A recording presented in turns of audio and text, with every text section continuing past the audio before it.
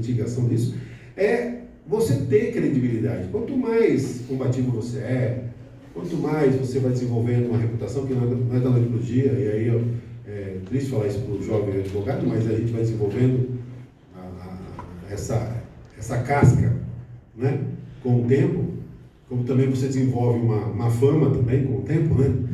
É mais fácil desenvolver uma fama, mas assim, eu acho que a gente vai tendo credibilidade, você vai chegar no lugar, o cara vai te ouvir, o cara fala, putz, se eu não falar, né? Se eu não... Deixa eu ver o que ele está falando aqui, porque ele não deixa barato, ele vai atrás. Voltando ao meu ídolo na advocacia. Toron. Toron advogava para o presidente do Banco do Brasil, acho que era. Aí chegou lá, o Sérgio Moro, na hora do interrogatório, falou, excelência, entenda que primeiro o interrogatório tem que ser do delator e depois dos delatados. Né? Porque assim, se o cara é delator, fez colaboração premiada, tem que ser interrogado primeiro, ele é réu também, não é o delator, você sabe, né? Ouve ele. Aí, com muita má vontade, ele falou, tá bom. Aí chegou na hora dos memoriais. Está aberto o prazo para memoriais. Falou, excelência, memorial, essa série, acusação, depois o delator e depois abrir o prazo para os delatados. Não, doutor, isso não tem previsão legal. Não, mas ele explicou, não, peticionou, não. Beleza, condenou, ele foi recorrer. Tomou pau no TRF, tomou pau no STJ, chegou no STF, em princípio tomou pau, Faz um favor. monocraticamente, agravou, o agravo era julgado em lista, foi lá na orelha do ministro, convenceu o ministro a pedir destaque, tirou, foi lá, fez sustentação oral, conseguiu anular o processo, depois de sei lá quantos anos, depois de tanta luta, anulou o processo, e mais, a partir daquela decisão que anulou o processo, mudou a lei, o Congresso mudou a lei. Olha isso. Fruto do trabalho de um advogado. Então, assim, uma coisa que ele também não pode perder é a capacidade de acreditar nas coisas, de ir atrás delas. Está falando, a vida do advogado criminal, às vezes você tem um sentimento assim de uma sensação de solidão. E às vezes a gente está só mesmo que você tenha sócios, você tem as suas angústias, tem seu... Mas assim, o que eu queria dizer para vocês é que você não está só. Se você está defendendo as mesmas bandeiras que eu defendo, que a Silvia defende, que cada um de nós estamos no fundo, na mesma trincheira. E se a gente defender, vai ter uma hora que aquilo vai dar resultado. Eu acredito. E quando eu parar de acreditar nisso, eu paro de advogar. Eu acredito que a gente defendendo as mesmas bandeiras, com afinco, com garra, água mole e pedra dura, tanto bate até que fuga. Pode demorar, mas você vai criando uma cultura. Vai chegar, às vezes, no ouvido de alguém. Eu, por exemplo, tenho uma demanda que eu defendo há muitos anos. Escrevi um artigo em 2009 no Boletim do BCCRIM, o uso dos antecedentes criminais no Tribunal do Júri. Uma crítica, porque, para mim, fazer uso do antecedente criminal no júri é uma prática que tem a ver com o direito penal do autor, como eu disse no início. Você está querendo julgar a pessoa, dizer se ela é boa ou se ela é má.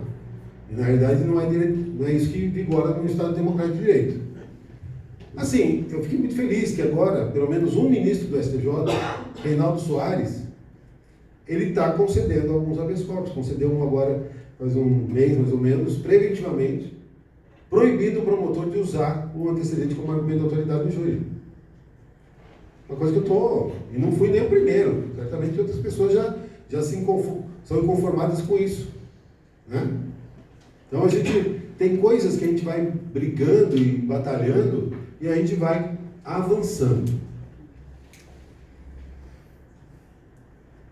Então, quando eu falei para vocês que o advogado não é uma companhia de luxo, que ele é protagonista, ele tem que ter a iniciativa.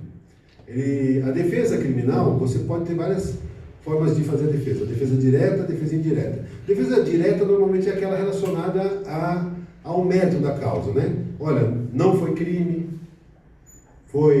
tem uma excludente de ilicitude, ou eventualmente não foi ele o autor, ele não é o partícipe, a conduta é atípica. São defesas diretas. E às vezes a defesa é indireta, e ela também é válida. A defesa indireta passa por você arguir uma nulidade, por você pedir o reconhecimento da prescrição, outra possibilidade de tornar, você pode trabalhar para o seu cliente responder o processo em liberdade, assegurar ele a presunção de inocência. Então, tudo isso faz parte de uma estratégia que você vai montando durante o processo. As estratégias, elas vão mudando. Hoje em dia, a cada dia que passa, se exige mais do advogado, especialmente na investigação, porque hoje a gente tem o tal do ANPP, todo mundo sabe o que é ANPP? Acordo de Não Persecução Penal.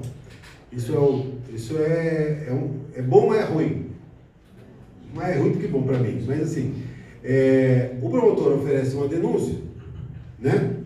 Ele, na realidade, assim, ele pega a investigação, ao invés de oferecer a denúncia, ele oferece um acordo.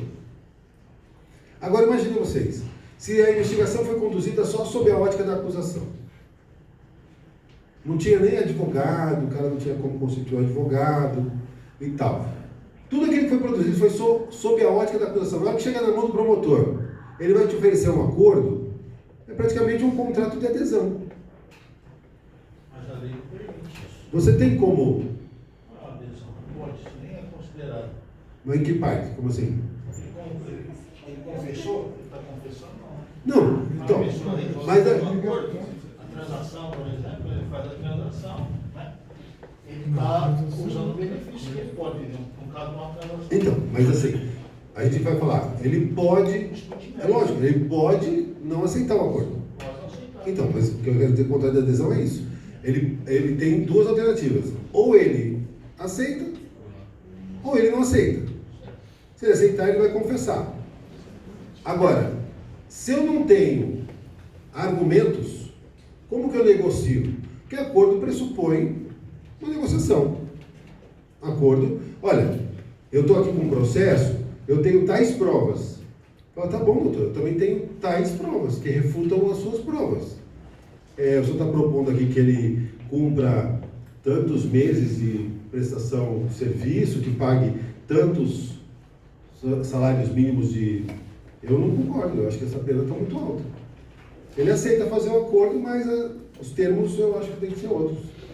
Ou você pode chegar e falar assim, olha, desculpa, doutor, o senhor formou a convicção aí de que ele praticou o crime, e eu tenho elementos aqui que refutam, ele não praticou crime nenhum. Eu acho que o senhor deveria pedir o arquivamento. Não.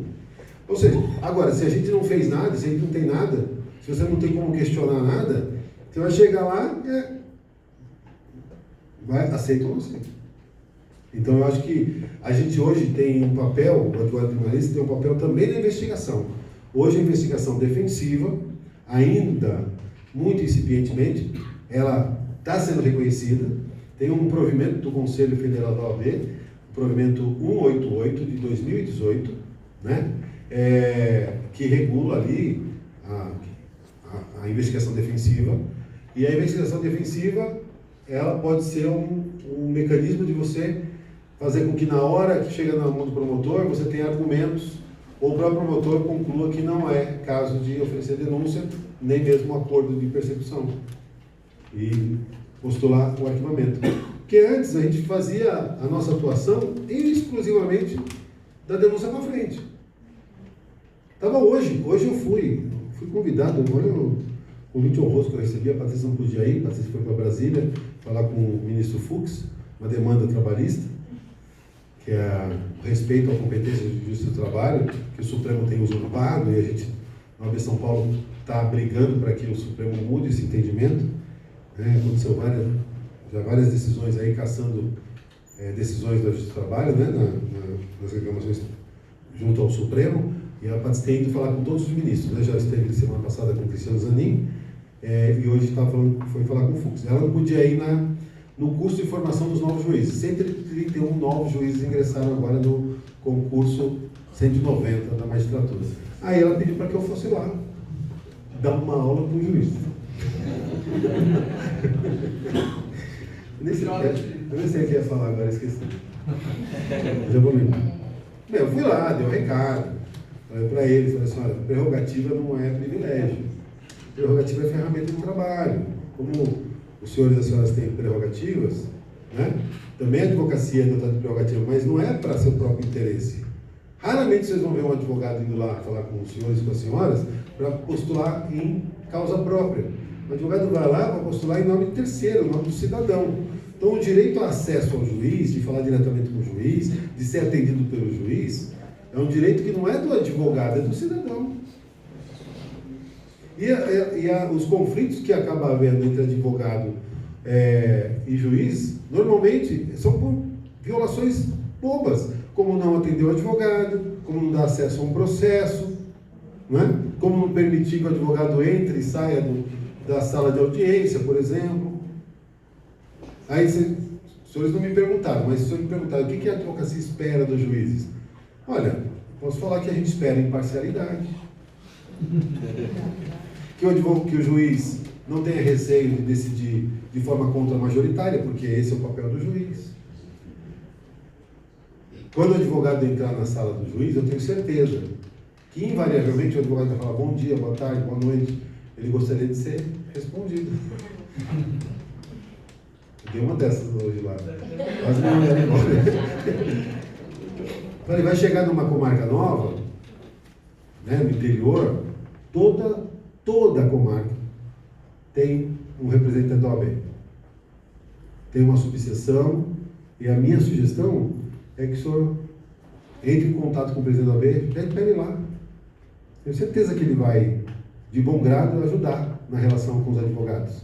Se tiver alguma questão a resolver em relação a advogados, quiser implantar algum projeto, chama a OAB, ela vai ajudar.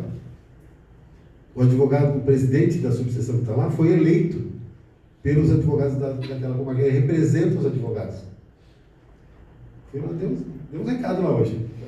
Eu não sei se a participação deve voltar, mas às vezes chega um recado lá, manda qualquer um, menos o Alexandre.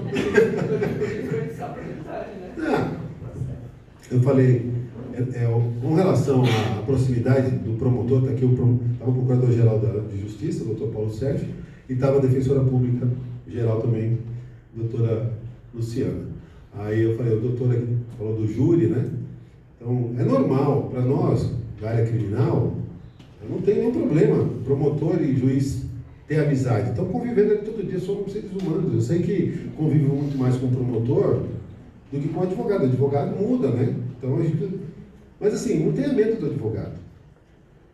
Quando o advogado chegar, seja bem-vindo, doutor. O que a gente não quer é achar que a gente está sobrando na audiência. Fui numa audiência em Caconde, 3 semanas atrás, cheguei lá, promotor e juiz conversando, eu cheguei e não me deram nem boa tarde. Fui lá apertar a mão e ainda ficaram com uma cara assim, achando que eu tinha algum problema. Mas eu não sei porque eu comecei a falar isso. Mas tudo bem, daqui a pouco eu... Falando sobre investigação defensiva. Investigação defensiva. Mas ainda não lembrei. Estava falando da NPP.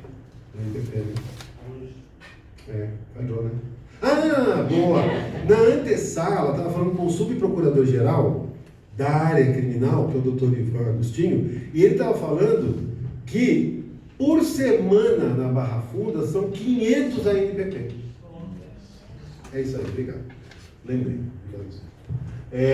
E aí, falando, tipo, os caras não estão nem querendo mais denunciar. E os promotores estão bravos porque não tem defensor público para fazer as audiências da NPP, o advogado às vezes vai ser advogado, e aí não tem, aí o promotor tem que oferecer denúncia.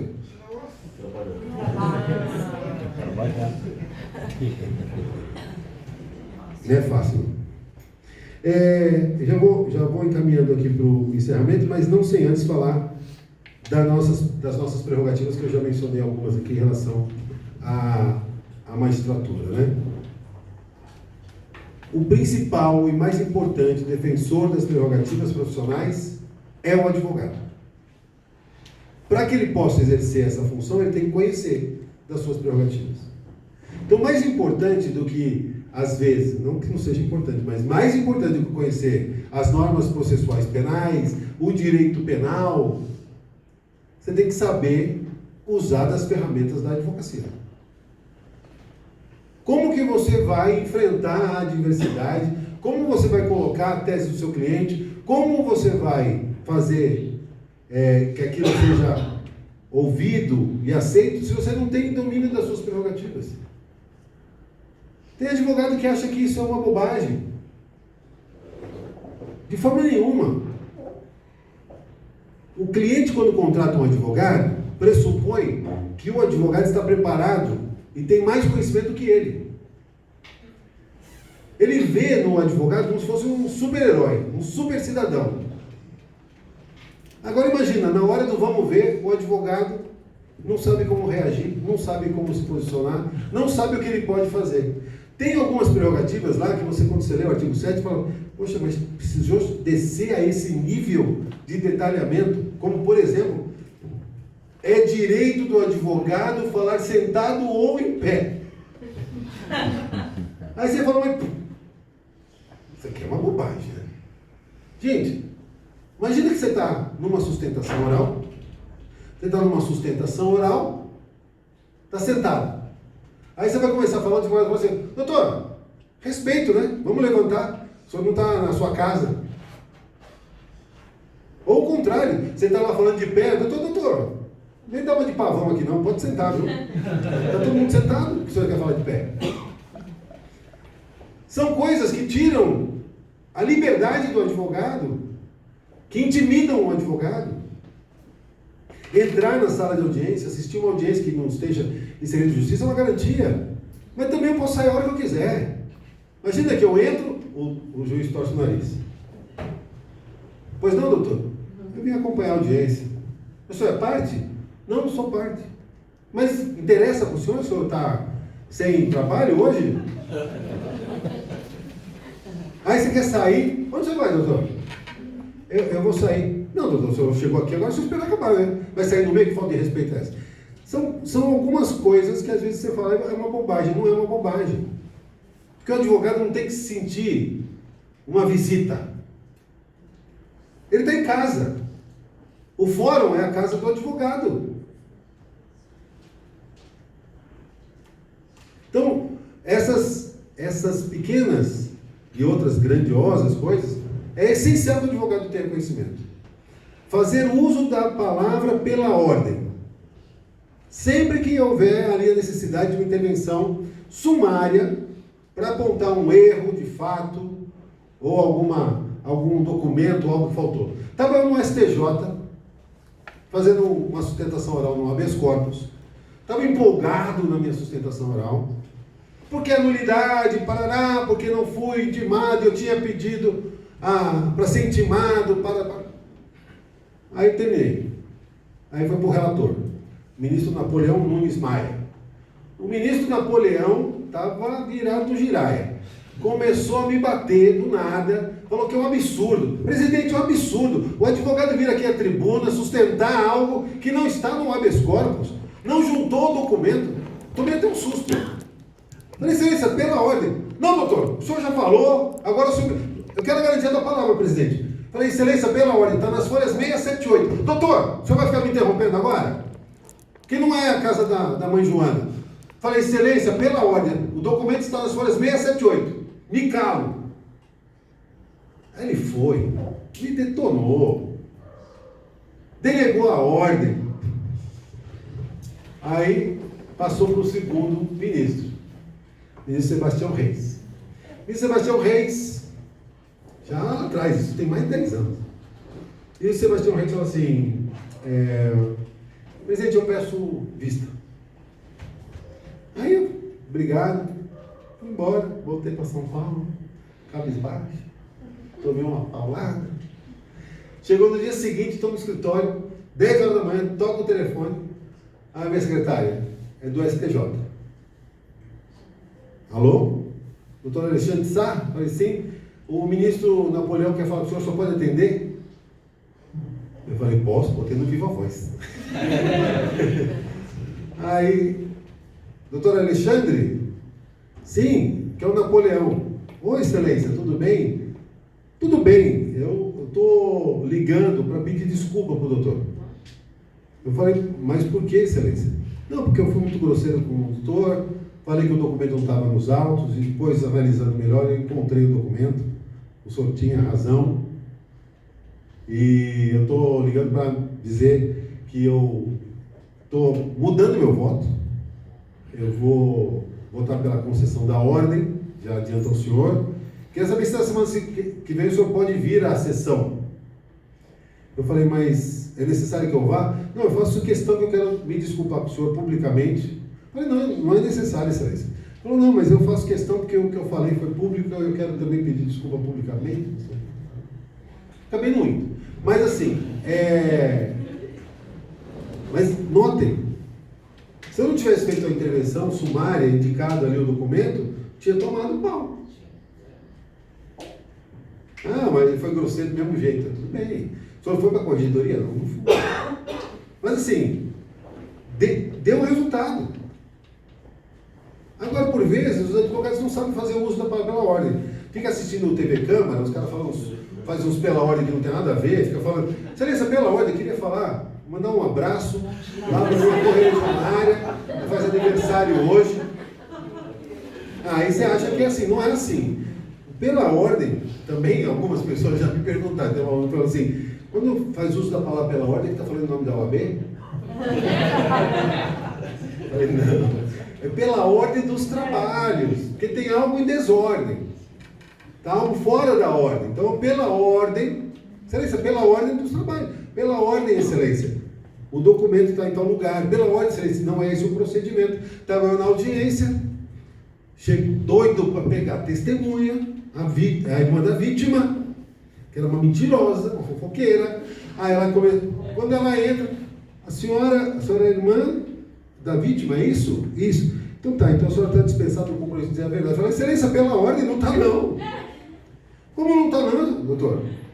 O Código de Processo Penal dispensa. Eu falei, não, excelência, não dispensa não. Dispensa o compromisso dos familiares do acusado, não da vítima. Ah, doutor, quer saber mais que eu? falei, não, excelência. Quero não. Quero não, mas se o senhor quiser, ele pode pegar o código. Ele pegou o código. Ele olhou e falou, o senhor tem razão. Só tem a obrigação de dizer a verdade sobre ele correndo que não fosse testemunho. Notem, só que tem advogado iludido que acha que o juiz sabe tudo. O juiz não sabe tudo, gente.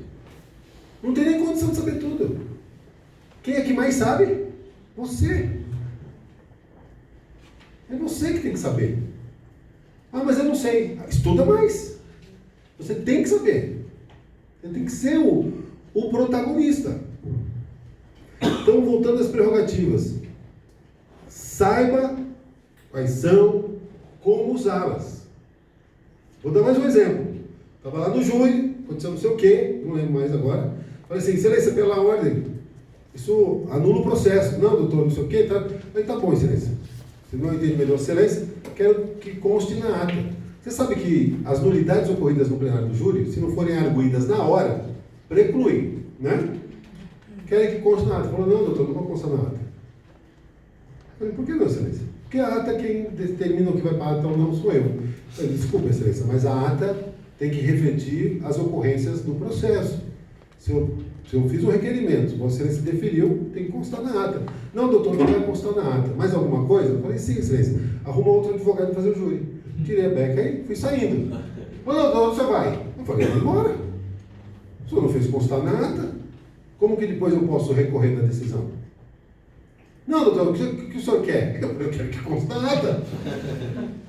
Tá, doutor, vai constar. Eu falei, então tá bom, então podemos continuar. Pois não. Vai ser uma situação parecida com a semana passada, era um flagrante. Aqui em Ferraz. Fala só do microfone de Pernambuco, que a gente está gravando. Boa noite a todos. Aconteceu uma situação de violação de prerrogativa comigo, era uma situação flagrante, era 2 da manhã. Eu era a única mulher na delegacia, estava acompanhando o flagranteado e pedi para acompanhar a oitiva dos policiais condutores. E o delegado se impôs, falou que eu não tinha esse direito, que eu iria acompanhar o interrogatório do meu cliente. dos condutores, não. Falei, doutor, o senhor está violando uma prerrogativa, é precedente fixado no STF. Não, doutora, não vai, não vou aceitar a senhora acompanhar. Falei, olha, se o senhor não aceitar, ou consta no interrogatório, ou eu vou acionar as prerrogativas. Não, doutora, o senhor vai constar no depoimento, ou eu vou precisar acionar as prerrogativas. No final das contas, eu consegui acompanhar o ativo dos 2 policiais. Ele arregou. Ele arregou.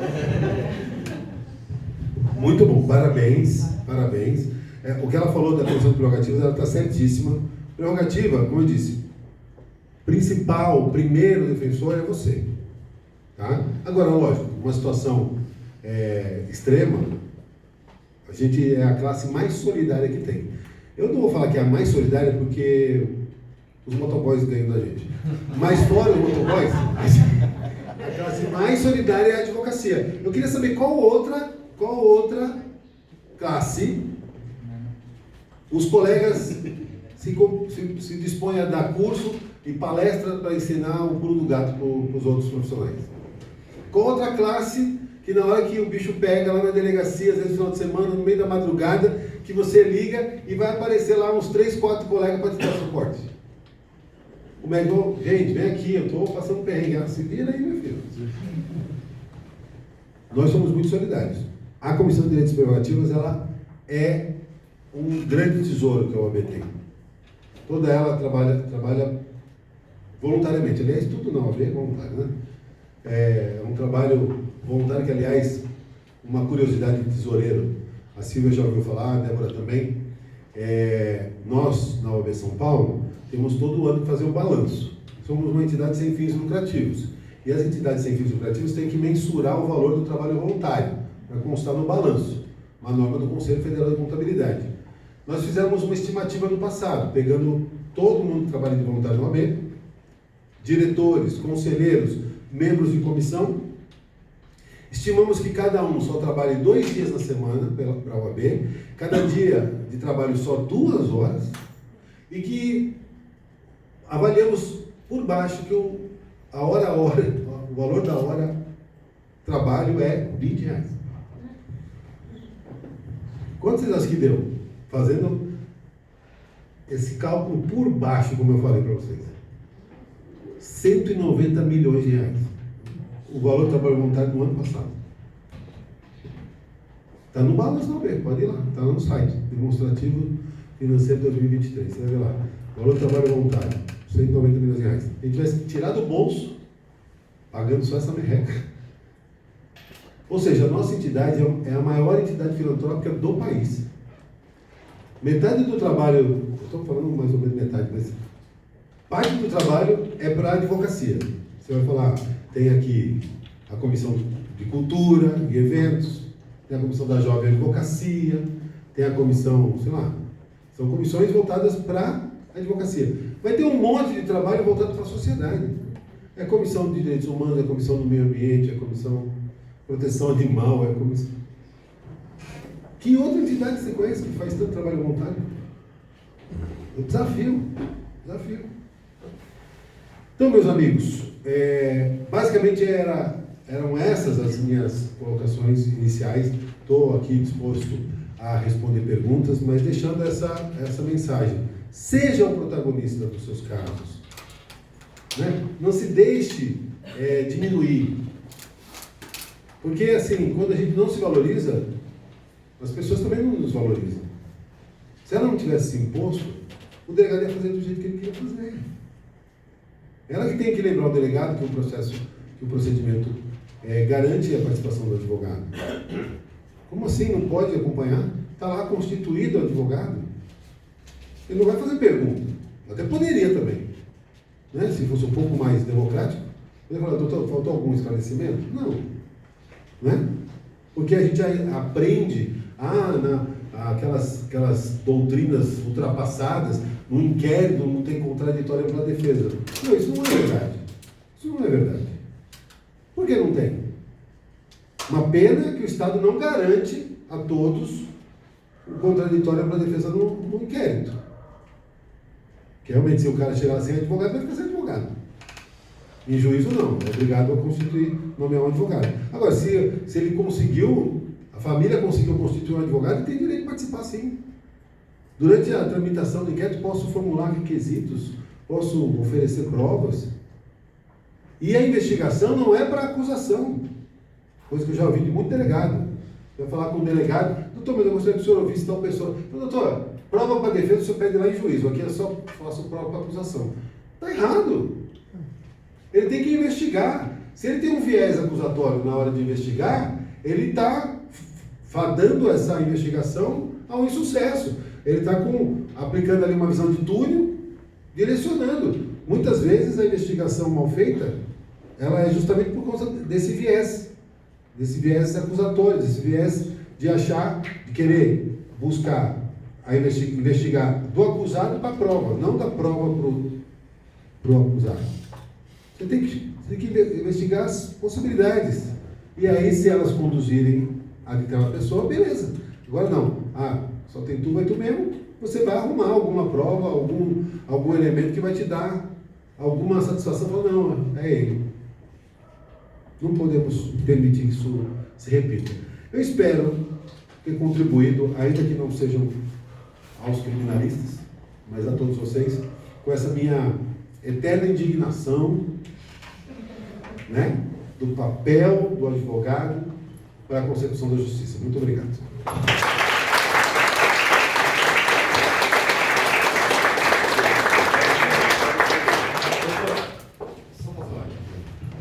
Eu vou abrir para as perguntas.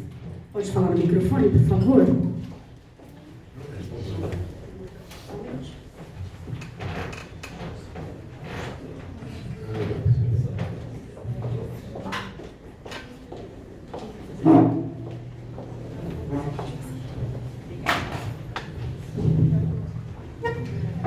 Boa noite a todos. Meu nome é Sérgio, eu sou serviço jurídico da ITEC, né, aqui do Alvim.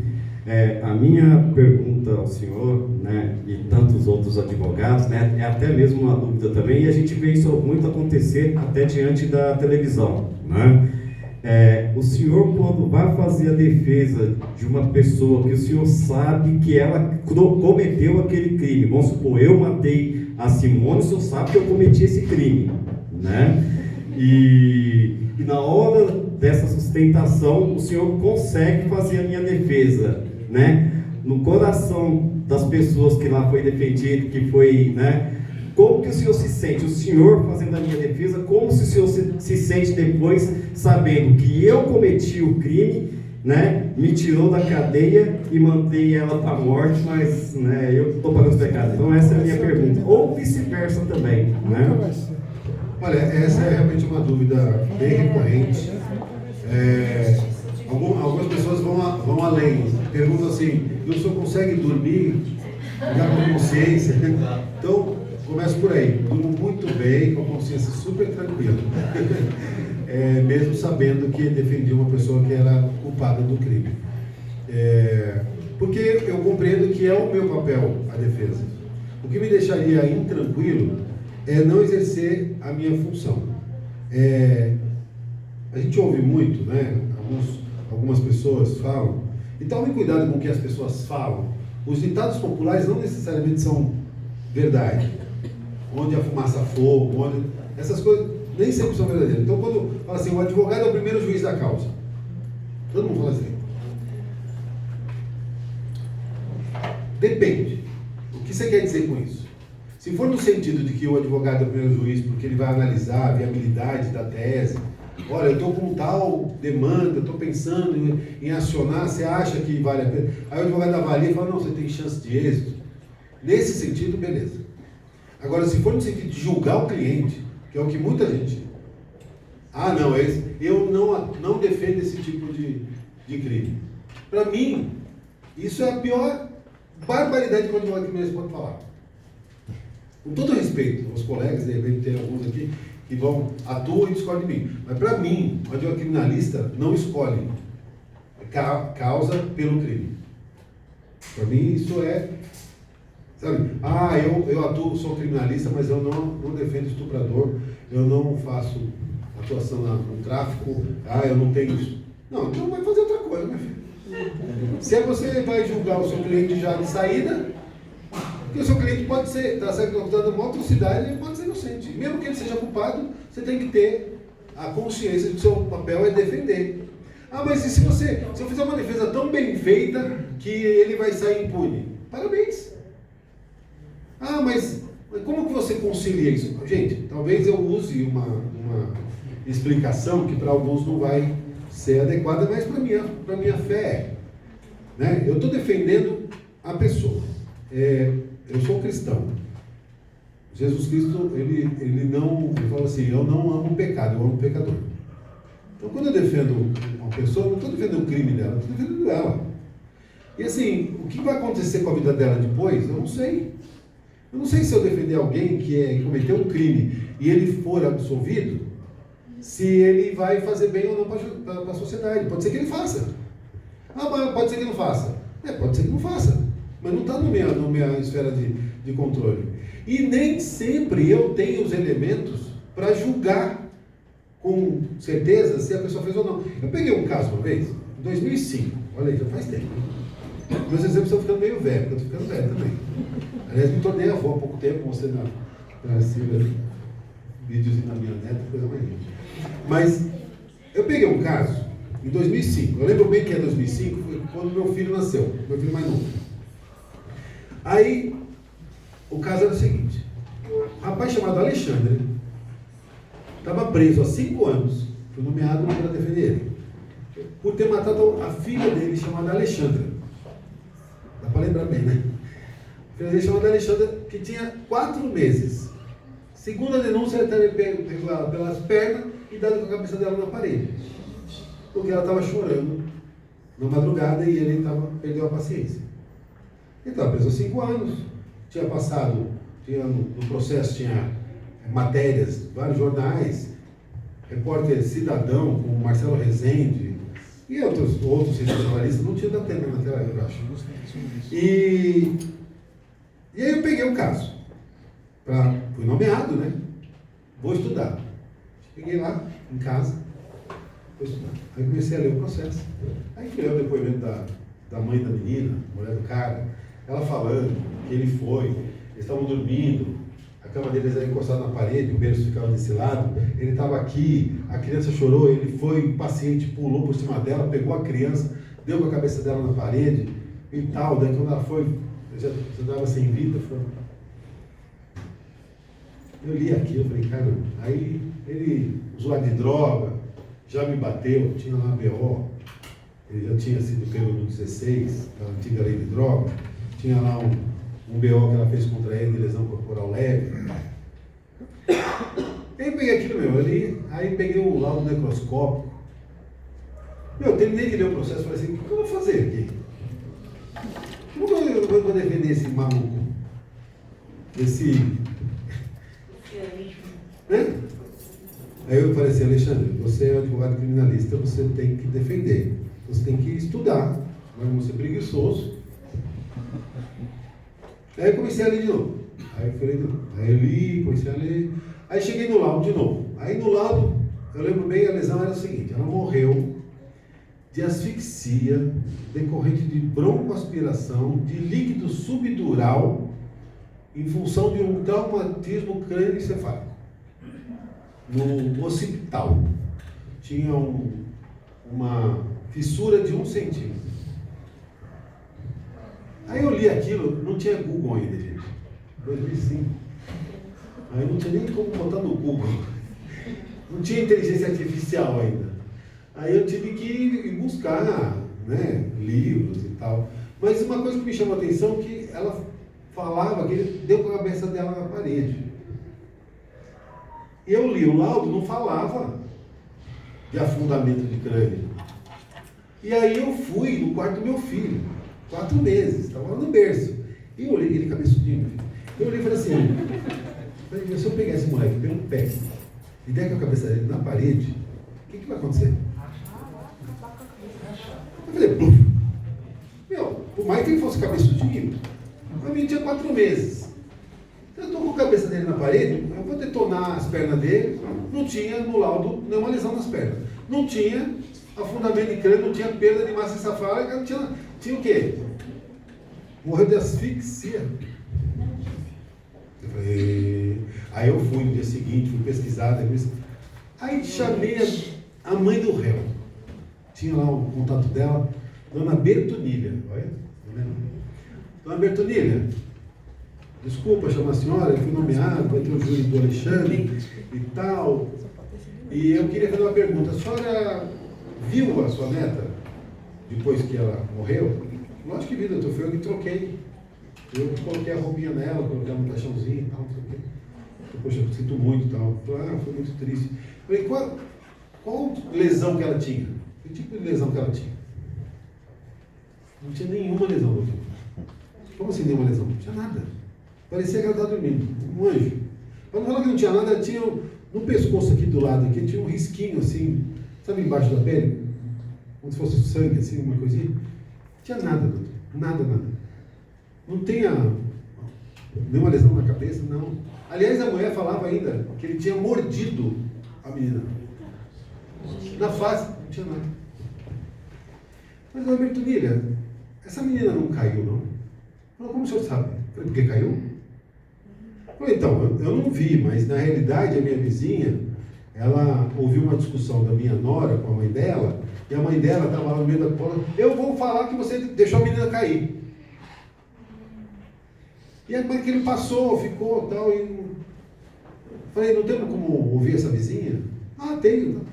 Arrolei a vizinha, consegui colocar a vizinha, substituir uma testemunha, botei a vizinha. Chegou no dia do júri, fui lá e comecei a dar corda na mãe, na mulher. Na verdade, sim, o promotor primeiro, sanguinário, como que foi? Não, pegou, deu cabeça na... Aí eu cheguei, falei assim, a senhora disse que ele pegou ela pela perna e deu a cabeça na parede, né? Mas foi só uma vez, né? Não, foi mais uma vez. Bateu no gradil do berço também. Falei, tá, mas só isso, né? Ele parou aí, não fez mais nada. Não, pegou, também no banheiro, deu com a cabeça dela na parede do banheiro. Aí ele bateu 3 vezes na parede. Sabe quando o peixe morre pela boca? Aí eu fui, aí veio o testemunho e tal. O meu cliente, desde o primeiro momento, ele falou o seguinte, olha, ele estava dormindo, aí a criança estava resmungando, a mulher dele não levantou, porque a mulher estava do lado do berço. Ele pulou, chegou, pegou a menina no colo, só que no quarto a luz estava queimada, ele foi no banheiro, acendeu a luz do banheiro, chegou lá, ela estava toda hora. Quando a mulher dele chegou, falou, olha, está morta. Como assim está morta? Pegou a filha mais nova, a mais velha, a Jennifer, tinha 1 ano e pouco, foram andando, foram no posto policial, olha, a menina está morta, não sei o quê. Mas não é aqui que você tem que trazer, tem que levar no pronto atendimento. Saíram de lá, foram no pronto atendimento, deram entrada, aí foi para emergência, ele falou para ela, falou assim, eu vou levar a Jennifer na casa do meu irmão André. Ele foi, quando ele voltou, estava o circo armado. Foi preso e não saiu mais. Então assim, por que ela fez isso? Eu não sei. Não sei se ela estava querendo encobrir que ela derrubou a criança e não estava querendo fugir da responsabilidade. Não sei se ela estava querendo se livrar dele, se ela queria se vingar dele, eu não sei. Sei que era uma coisa. Estava lá presa 5 anos. Na primeira leitura que eu fiz, eu falei, é um monstro. E acabou que ele foi absolvido. Depois de 5 anos. Mas assim, é só um exemplo, mas a gente podia buscar outros. Mas na minha cabeça é muito tranquilo. Eu defendo que para mim pouco importa. Porque o meu papel é defender. Só que assim, eu defendo com ética. Eu não forjo prova. Eu sou absolutamente contra a corrupção. Então, assim, eu vou defender com unhas e dentes, com o que tem, com as provas que tem. E se der certo, era para dar certo. Sei lá, não sei se eu expliquei certo. O advogado é para que tenha um processo legal, independente do que ele fez, que ele tenha uma pena justa. Mas é que ele foi a partir da premissa que eu sei que o cara é culpado e ele foi absolvido. Aí como que compatibiliza? Compatibiliza porque eu acho que assim, do outro lado, eu poderia te dar N exemplos de clientes que eu defendi convicto da inocência que foram condenados. Aí você fala, o que justifica o promotor fazer uma acusação, botar o cara na cadeia? Sei lá. Oi. Boa noite, doutor. Boa noite a todos e todas. Eu vou ser bem breve pelo adiantado da hora. O senhor sabe que eu sou muito fã do doutor. Uma vez num júri simulado que eu participei com o doutor falou que o banco do réu é o lugar mais democrático que tem. Qualquer um pode sentar lá. Só para, muito rápido, todos os meus clientes são inocentes. Simples assim. Todos são inocentes. Eu queria que o senhor falasse brevemente sobre a questão do papel da mídia hoje na advocacia criminal. Porque, na minha visão, atrapalha muito, demais. Então, eu queria que o senhor falasse um pouquinho sobre isso. Muito obrigado. Eu que agradeço. Quando a gente fala do papel da mídia hoje, né, lógico que a gente está vendo os fenômenos atuais, e hoje é realmente a mídia de massa e tal, mas me veio um caso de quase 100 anos atrás, que é o caso dos Irmão Naves. Nossa, é emblemático. O que levou o delegado, ainda não é nem um delegado, é um tenente que assumiu a função de delegado e que acabou partindo com a tortura e etc., foi o clamor público. Ele andando nas ruas, o filme retrata bastante isso, andava nas ruas e só se falava daquele crime, sabe? Então, o que eu quero dizer com isso? Assim, guardadas as proporções, sempre o clamor público, seja através da mídia ou das fofocas, ele sempre influenciou, ele sempre, né? Então, obviamente que hoje a gente tem a chamada mídia opressiva, né, opressora, que é realmente algo avassalador, e você tem a infelicidade de atuar num caso em que ganhou proporção na mídia, você vai chegar no julgamento numa situação bem desfavorável. No caso de júri, especialmente, né, você vai ter dificuldade. Agora, muita gente fala assim, mas o jurado é influenciável. Gente, todos são influenciáveis. Ou você acha que o juiz não é, o desembargador não é, o ministro não é? Todos. Cada um tem o seu nível de pressão, o seu nível de influência, não é diferente com o jurado. Agora, lógico, casos de grande repercussão é muito difícil atuar, né? Na realidade, no júri dos Nardoni, eu não participei, mas eu conhecia, porque eles foram alunos da faculdade que eu dou aula em Guarulhos, e fiquei muito indignado, né, com a forma como foi explorada a mídia. Uma coisa que me incomodou muito, que por um período grande, só a acusação falava. Eu tive a oportunidade de falar com um colega advogado que atuou naquele período, da instrução até a pronúncia, e eu falei, mas por que você não falava? Você não te dava uma oportunidade? Ele falou, não, logo que eu entrei, eu dei uma entrevista para a Veja distorceu o que eu falei, aí eu falei, não vou mais conversar com a imprensa. Eu acho que não foi legal, porque assim, eu acho que o advogado, podendo evitar que o caso vá à mídia, e eu já atuei em vários casos, e eu consegui, em alguns casos, tirar o interesse da mídia, ótimo. Mas se não conseguir, se o caso está na mídia, você tem que trazer alguns elementos para botar uma pulguinha atrás da orelha. O caso da Nardoni, até hoje, o cara lá, não tem um pedreiro do lado que invadiram a construção, que era um prédio novo, tinha um monte de prestador de serviço, a menina tinha acabado de subir, ele foi buscar os outros filhos, a menina já caiu, aí já subiu, daí o rastreador, não dava tempo de limpar a cena do crime, deu tempo de limpar a cena do crime, mas não dava tempo de ter um terceiro que estava lá, umas coisas. Mas a gente só ouviu a tese acusatória. Eu falei isso aqui para vocês, é capaz de alguém me bater ainda. Como assim? Você duvida? Lembra que eu falei? Mas assim, não me convence certas coisas. Mas se fica só a mídia falando, alguém entrou naquele apartamento? Algum de vocês já entrou naquele apartamento? Mas se eu falar aqui, umas jovens menos, mas os mais velhos vão lembrar como é o apartamento. Se eu pedir para fazer uma planta baixa no apartamento, um monte de gente vai saber fazer. Tanto que foi explorado na mídia. Sim. Eu atuei no caso de repercussão midiática, que é o caso da Mestre Nakashima, foi acidente de acusação.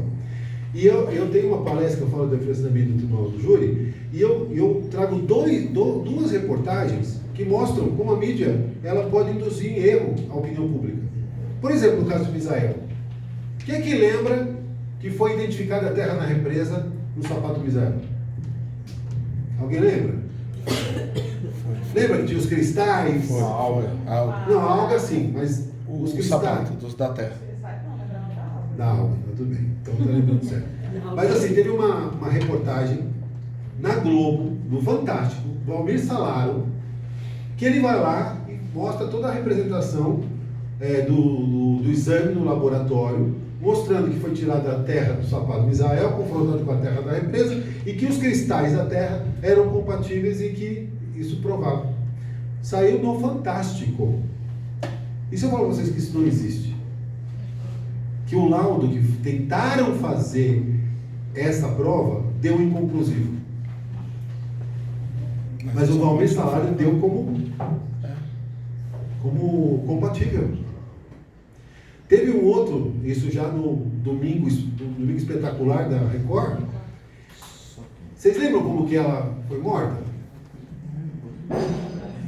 Jogou o carro na represa. Alguém lembra? Alguém lembra de uma imagem, ela em cima do carro? Se afogando?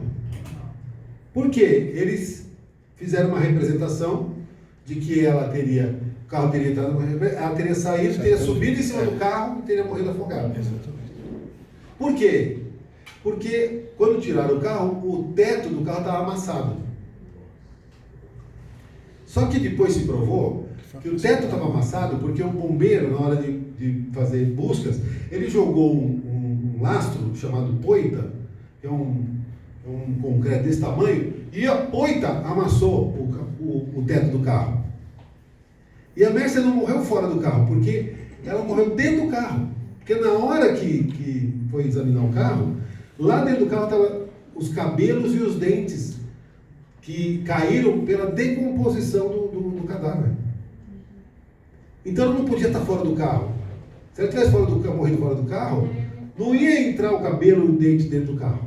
Então ela estava dentro do carro. Mas por que na hora que tirou, ela não estava dentro do carro? Porque na hora que movimentou o carro, ela saiu. Ela estava boiando ali dentro do carro. O carro, outra coisa, muita gente também, nesse desenho também, mostra ele empurrando o carro de ré, porque o carro saiu de frente. Só que o carro saiu de frente porque na hora ele estava assim. Aí o bombeiro amarrou aqui e puxou. Aí saiu de frente. Só que ele foi enfiado assim. No que fez assim, o vidro estava aberto aqui, ela saiu por aqui. Só que aí muita gente fala, não, porque eu lembro que ela morreu, que ela subiu no teto do carro. Então assim, alguns exemplos para mostrar que a gente acredita em algumas coisas. E quando você não tem o contraponto, você não tem nem como duvidar daquilo ali, porque você fica só ouvindo a tese acusatória, tese acusatória, tese acusatória. Então eu acho que nós temos que ter preparo para minimamente trazer dúvidas, informações, para pelo menos, sabe, deixar o jogo, sabe, com condições de ser jogado, senão chega no júri, né? Me deixou bastante indignado que o caso foi tão explorado, chegou na hora do júri não televisionar. Mas o juiz fez questão de ler a sentença no microfone com um alto-falante virado para a rua, para o Zé Rojão. Então, assim, é mídia opressora. É mídia opressora. Eu, nos casos que eu tenho oportunidade, eu evito de que o caso ganhe repercussão. Peguei um caso lá em Guarulhos, o cara entrou na delegacia, matou a delegada, descarregou 2 pistolas, ela é a namorada dele, matou a delegada dentro da delegacia. Aí foi a mídia, não sei o quê, tinha aceito a acusação. Eu falei, meu, você foi preso em flagrante, dentro da delegacia. Eu poderia pedir a revogação da sua prisão. Se eu pedir a revogação, vai ficar pautado. Eles vão ficar acompanhando quando que o juiz vai decidir, qual vai ser o parecer do promotor. Se eu for para o HC, qual vai ser o parecer do Ministério Público, qual vai ser o voto do relator. Isso vai manter o caso na mídia. Então, assim, eu não vou pedir a revogação da sua prisão. Tudo bem? Tudo bem. E o caso foi morrendo. Às vezes, a conduta que a gente escolhe, a gente, ao invés de tirar o destaque, a gente põe destaque, a gente cria assunto. Foi na mesma época do Israel. Os dois já estão no regime aberto. Mas o Israel está com pena prisão perpétua. Porque todo mundo sabe quem é ele. Se ele estivesse aqui, a gente saberia. O meu cliente não sabe. Cumpriu a pena e está tocando a vida dele. Agora, nós temos que também... Seria bom para mim, seria bom para a minha carreira, se eu tivesse na mídia, dando entrevista. Ia ser melhor do que Caso Mestre. Caso Mestre teve acusação, tinha gente que me ligava no escritório e falava assim, você é ator naquele Caso Mestre? Assim, você tem o telefone do advogado do Israel? Eu só achava que eu não era nem advogado, achava que eu era promotor. Né? Aconteceu. Mas era bom para mim, mas seria péssimo para o meu cliente. Prisão perpétua. Ou pena perpétua. Então essas coisas você tem que falar, não posso. E tem outros casos, né? Então é isso aí. Tem mais alguma pergunta? Vamos lá. Tudo bem, doutor? Boa noite. Parabéns pela palestra. Foi incrível ter ouvido que você trouxe aí de ensinamento. A gente, um jovem advogado, tenho 5 anos de carreira, mas a gente sempre aprende. Doutor, eu atuo com saúde e mais ou menos há um mês atrás eu peguei um caso bem difícil. A gente que está na saúde, não sei se alguém aqui já atuou com saúde, é bem difícil você perder o caso de pano. Mas aí, uma noite, uma mãe me ligou desesperada, falou que estava com um caso que praticamente estava perdido, tinha negado em primeira instância e em segunda, uma liminar, um tratamento de uma criança de 10 anos que tinha um tumor no cérebro. E a operadora de saúde negou, alegando que não tinha cobertura. Uma recusa que não tem fundamento. Olhei o processo e tem alguma coisa errada aqui. A juíza negou sem escrúpulo, não fundamentou a decisão, segunda instância, o desembargador também acompanhou. Falei, tem algo acontecendo. Aí, fui no fórum Santo Amaro. Quem já foi em Santo Amaro, você sabe como é que é lá, né? É complicado. Santo Amaro é horrível. E aí, eu comecei a investigar a juíza e vi que ela tinha já uns precedentes na advocacia. Já tinha negado a palavra advogado, já tinha ferido várias prerrogativas. Falei, cara, ferrou. Só que eu falei assim, se eu chegar para falar com ela, desarmado, eu vou tomar pau. Aí eu investiguei a vida dela, descobri uns detalhes da vida dela. Quando eu fui falar com ela, para tentar falar pessoalmente, eu usei uma informação que eu tinha dela, eu blefei com ela, como se eu soubesse da vida dela. Porque assim, para quem não sabe, no Brasil são 3 mercados que são gigantescos: bancário, farmacêutico e operador de saúde. São as 3 economias mais fortes no país. Depois o agronegócio. Então eu sabia que eu estava lidando com talvez uma juíza que estava sendo comprada e não acha que isso está errado de acontecer, mas acontece. O doutor sabe disso. E aí eu usei essa informação e ela acabou cedendo. E deu 2 dias ela renunciou ao caso. Ela ficou com medo de mim quando eu usei essa informação. Ela me ameaçou de tirar do fórum, quis me expulsar. Eu não estava com medo não, cara. Tenho medo de Deus. De juiz eu tenho medo não. Então eu enfrentei e ela saiu do caso. Em circunstâncias depois eu consegui, com base no que tinha acontecido, aí eu consegui reverter. Dito essa história, eu queria entender, você que tem uma experiência, já tem uma vivência muito maior do que a maioria nessa sala, como que a gente consegue lidar com o juiz, isso em todos os âmbitos, saúde, criminal, civil?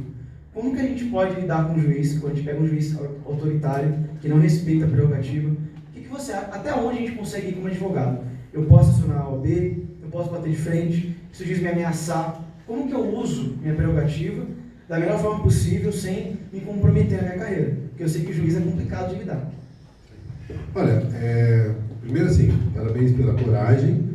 A gente tem que tomar muito cuidado para fazer uma atitude como a sua, porque tem que ter base, tem que estar muito convicto de que você tem informação correta, né, para não se expor demais, porque você pode ter consequências e depois não conseguir sustentar a alegação. Olha, nós temos as vias correcionais, né? Hoje a gente tem não só a Corregedoria da Magistratura, como nós temos o Conselho Nacional de Justiça. São órgãos, não a Corregedoria, mas pelo menos o CNJ, que tem dado um suporte para esse tipo de demanda. O advogado fazer isso por conta própria, às vezes ele se expõe sobremaneira. Para isso nós temos a OAB. Então você pode acionar a OAB e pedir a assistência da OAB para eventual representação contra uma magistrada, né, um magistrado. Eu tive um caso quando eu fui presidente de Guarulhos, que tinha uma juíza lá que era curva de rio. Peraí, fala o nome dela.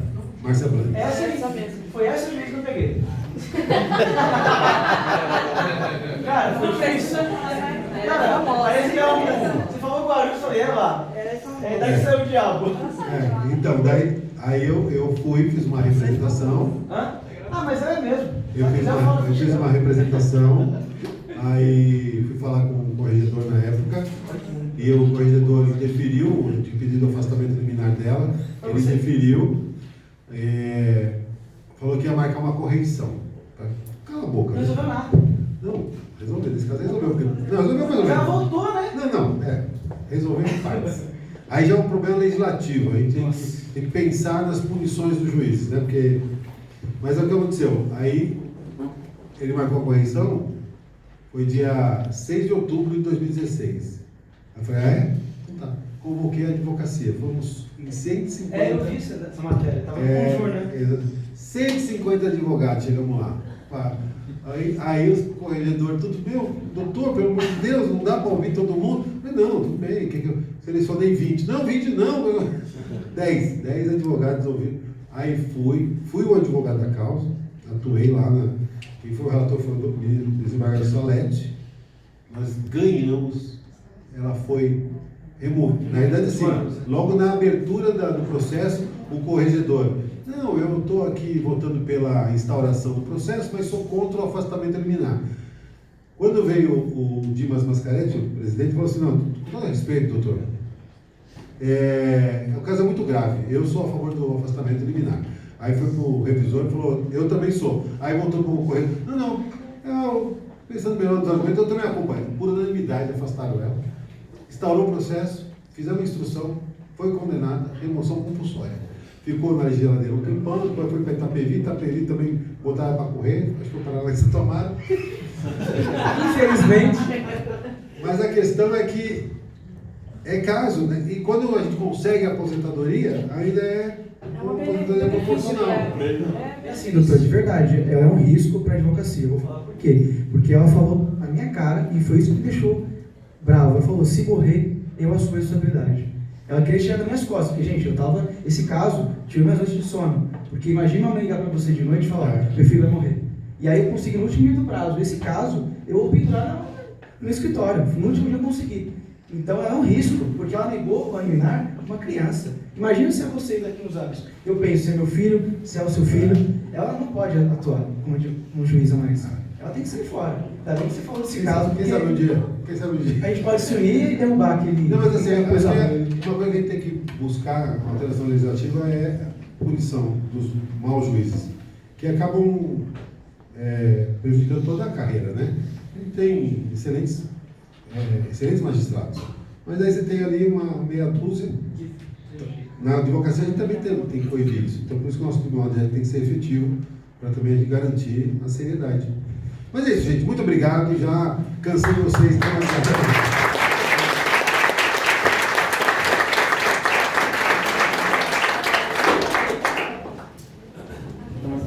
Ninguém mais tem perguntas?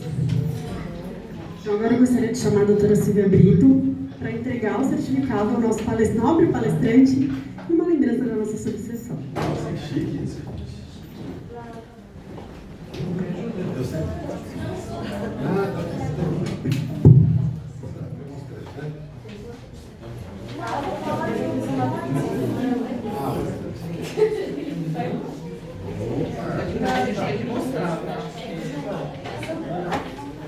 Nossa, com foto e tudo. Olha isso.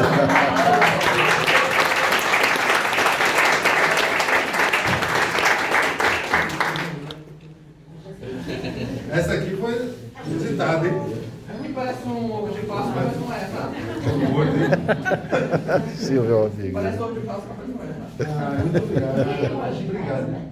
Obrigado, Silvia. Na sua pessoa, agradeço toda a advocacia de São Miguel Paulista. A nossa co-irmã, muito próximos aqui de Guarulhos, né? E também uma alegria estar com vocês, viu?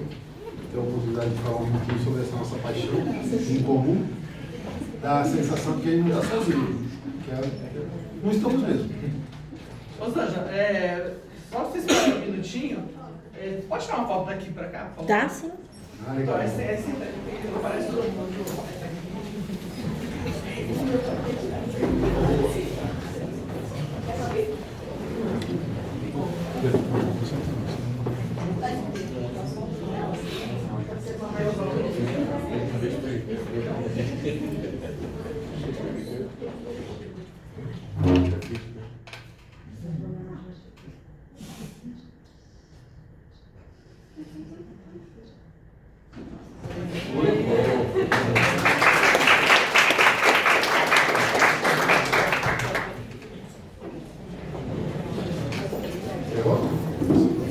Obrigado, gente. Doutor Alexandre, muito obrigado. Em nome da subseção, nós agradecemos a sua presença. E antes disso, gente, queria agradecer a presença de vocês e dizer que amanhã nós temos uma palestra muito boa, tá?